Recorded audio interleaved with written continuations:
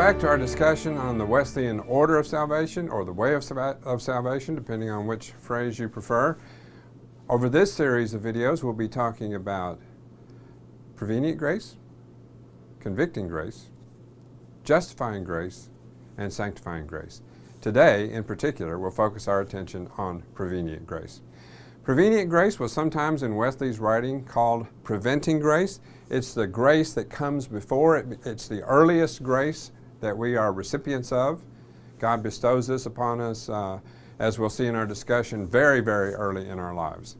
Now, it's an interesting thing, this whole notion of prevenient grace, because as Wesley's talking about it, he makes a statement that goes something like this. He says, and it is at this point that we come within a hair's breadth of Calvinism. And then he goes on to say what he means by that. He comes within a hair's breadth of Calvinism in that he wants to attribute all good works to God and only sinful acts to natural humanity. Now think about that for a second. If it's only God who can do good works, if humans can only do evil works, then it seems that the Calvinist conclusion that we are predestined, that God in fact makes the choice about who will be saved and who won't, would be the thing that would follow. That would be the conclusion from seeing things that way.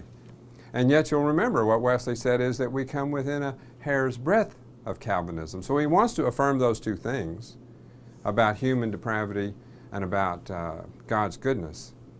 And yet he doesn't want to go all the way with Wesley. Well, it is in fact prevenient grace, the concept of prevenient grace, that enables Wesley to escape the conclusions that the Calvinists do, and that is that we're predetermined as far as our salvation is concerned.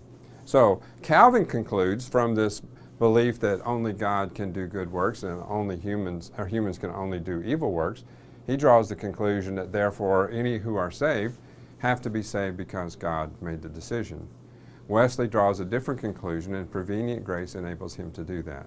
What he sees prevenient grace as is the intervention of God in our lives in such a way as to be able to overpower the negative effects of sin in our life just enough to free us to be able to respond to God's offer of salvation.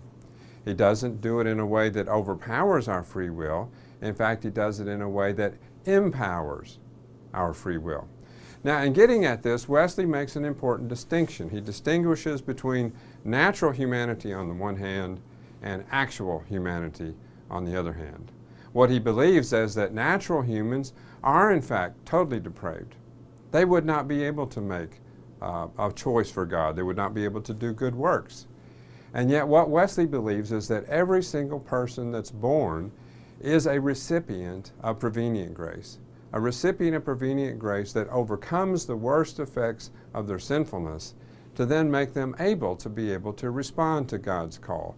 So while natural humanity, if we were born into the world in that state, may in fact be unable to respond to God's offer of grace, Wesley sees prevenient grace as moving us to the point where we can respond to that. So actual humanity, all humans born into the world, are the recipients of God's prevenient grace.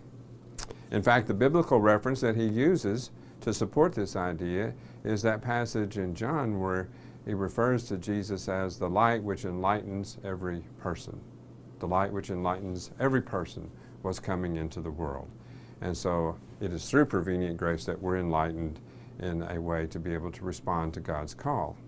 So Wesley rescues human free will with this notion of prevenient grace. If it weren't for God's gracious intervention at our very birth, at our conception, as we're coming into the world, if it weren't for God's gracious intervention and using prevenient grace as a tool to restore enough of our